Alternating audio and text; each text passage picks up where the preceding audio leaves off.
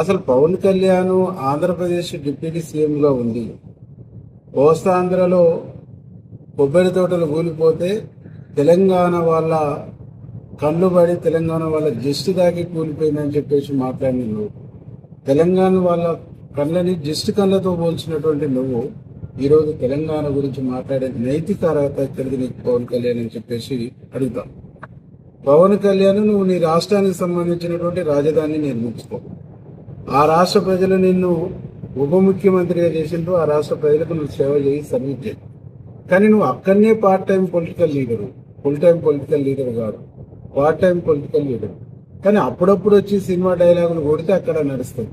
కానీ తెలంగాణకు వచ్చేసి ఎవరి ప్రయోజనాల కోసం తెలంగాణలో ప్రశాంతంగా ఉన్న, సుభిక్షంగా ఉన్న తెలంగాణని ఇలా రెచ్చగొట్టి, ప్రాంతీయ తత్వాన్ని రెచ్చగొట్టేసి ఒక అశాంతిని క్రియేట్ చేసేటువంటి ప్రయత్నం చేస్తాం.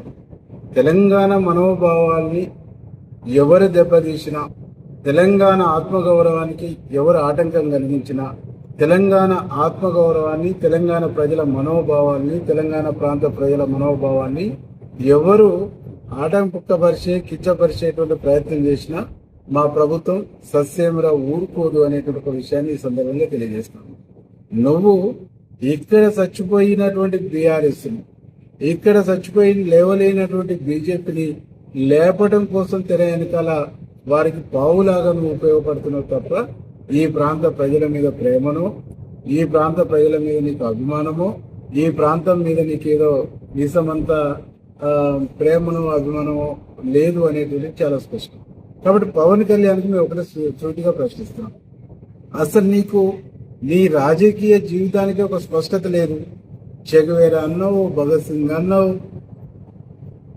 ఆ తర్వాత చెగువేరాను భగత్ సింగ్ పక్కకు పెట్టినావు, బీజేపీ అంటున్నావు, ఇలా సనాతన ధర్మం అంటున్నావు. అంటే నీకు ఒక్క దాంట్లో కూడా క్లారిటీ లేదు.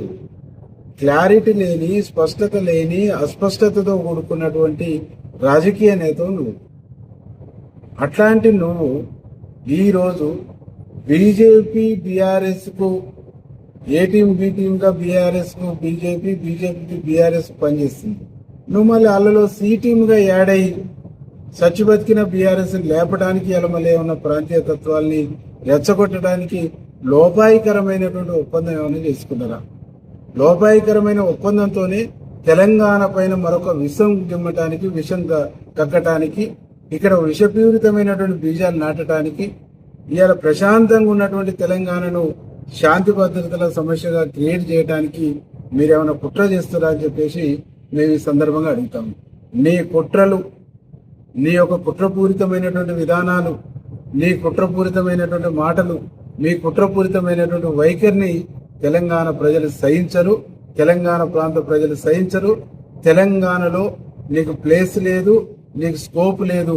ప్రజాస్వామ్యబద్ధంగా ఇక్కడ నువ్వు వచ్చి ఒక సినిమా తీసుకో, 4 డైలాగులు చెప్పుకొని పో, నీ అభిమానులను సంతోషం పెట్టుకో. కానీ ఇక్కడ రాజకీయ కుట్రలు చేస్తాము, రాజకీయ కుట్రలకు తెరదించుతాము, రాజకీయ కుట్రలకు ఇక్కడ మేము పావులు కదుపుతామంటే చూస్తూ తెలంగాణ సమాజం ఊరుకోదని చెప్పేసి ఈ సందర్భంగా మేము హెచ్చరిస్తాం.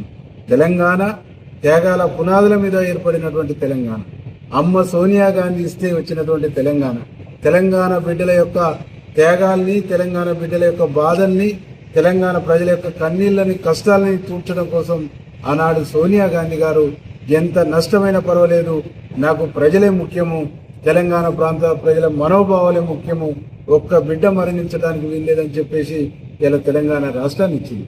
ఇచ్చినటువంటి రాష్ట్రాన్ని గడిచిన 10 సంవత్సరాల్లో విధ్వంసం చేసి, గడిచిన 10 సంవత్సరాల్లో అప్పుల తెలంగాణగా, విధ్వంస తెలంగాణగా తయారు చేస్తే మా ముఖ్యమంత్రి రేవంత్ రెడ్డి గారు ఈరోజు తెలంగాణను అన్ని రంగాల్లో సరిచేసి ఒక అభివృద్ధి వైపుగా తెలంగాణను విజన్ 2047 ఒక లక్ష్యంతో ముందుకు తీసుకుపోతున్నటువంటి క్రమంలో మీరు కుట్రపూరితంగా, ఒక కుట్రపూరితమైన బుద్ధితో, ఒక విషపూరితమైనటువంటి స్వభావంతో మీరు చేస్తున్నటువంటి ఒక ప్రయత్నాన్ని మీరు మానుకోవాలి. ఫస్ట్ ఆనాడు తెలంగాణ ఏర్పాటు ప్రక్రియ సందర్భంగా ఈరోజు తెలంగాణ ఆవిర్భావ దినోత్సవాన్ని మళ్ళీ ఒక వేదిక చేసుకొని మీ విషయాన్ని మరొక్కసారి విషయాన్ని వెదజల్లేటువంటి ఒక ప్రయత్నం చేస్తాం. కాబట్టి ఫస్ట్ మీరు గతంలో మాట్లాడినటువంటి అన్ని మాటలకు బహిరంగంగా తెలంగాణ ప్రజలకు క్షమాపణ చెప్పాలని చెప్పేసి మేము డిమాండ్ చేస్తాం. మీరు బహిరంగ క్షమాపణ తెలంగాణ ప్రజలు, తెలంగాణ సమాజం కోరుకుంటా ఉంది. మీరు తెలంగాణ సమాజాన్ని అవమానించరు, అమరుల త్యాగాలను అవమానించరు, తెలంగాణ ప్రజల మనోభావాలను అవమానించరు. కాబట్టి దీనికి ఫస్ట్ మీరు క్షమాపణ చెప్పాలని చెప్పేసి మేము డిమాండ్ చేస్తాం. దీంతో